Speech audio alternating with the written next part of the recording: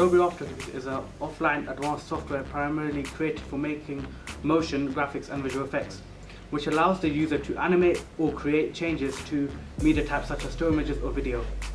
We have mainly used After Effects to enhance our final product. This can be seen in the green screen footage, and we have also given it a final product.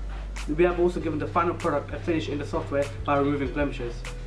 We used Adobe Flash in our planning task for our filming and editing schedule. Firstly, we decided on the dates that we were going to film and edit, and then using this software we went and created a small animation of our month that we were going to film and edit in. So for example, it was November and we had certain dates in which we had a calendar, and the little notes would appear on the calendar on a certain date.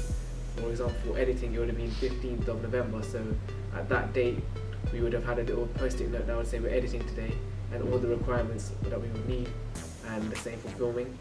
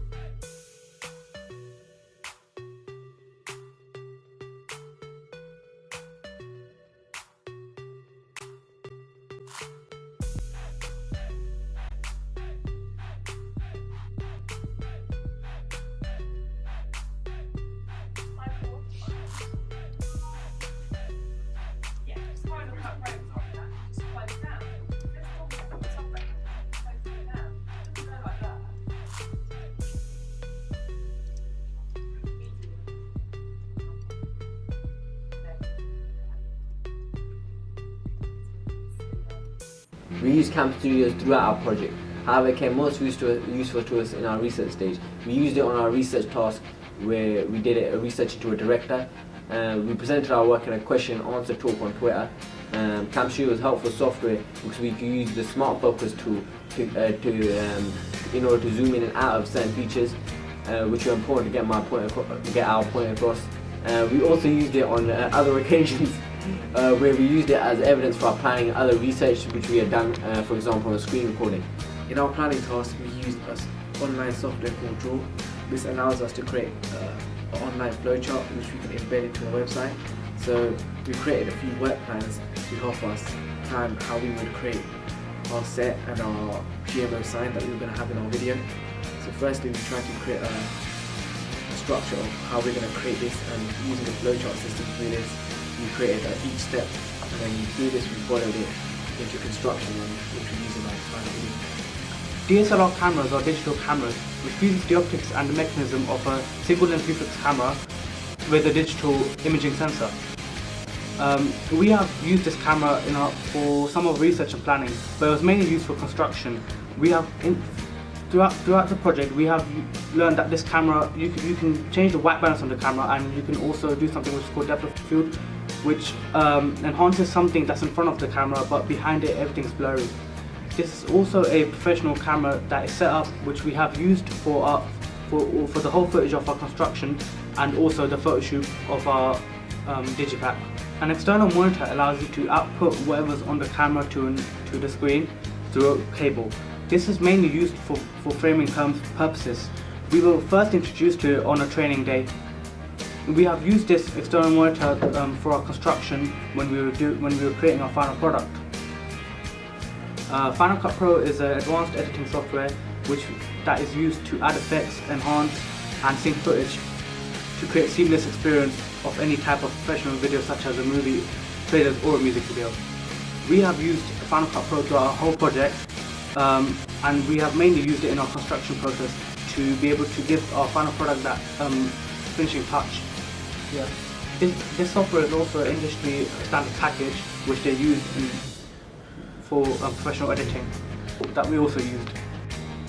Yeah, Flash Player is a core technology of the internet. We needed it obviously to view videos on YouTube, to view any sound, or to do our research for our music video before. And our main, our portfolio is being presented through a website as well, and obviously that's essentially we need a Flash Player in order to be able to use that.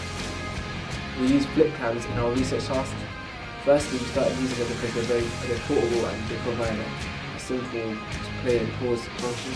It's very easy to record some of our research tasks and upload them. We use this because it doesn't have like many issues like color balance or other issues which might stop us and make us focus more on sorting the camera out instead of getting on with our editing.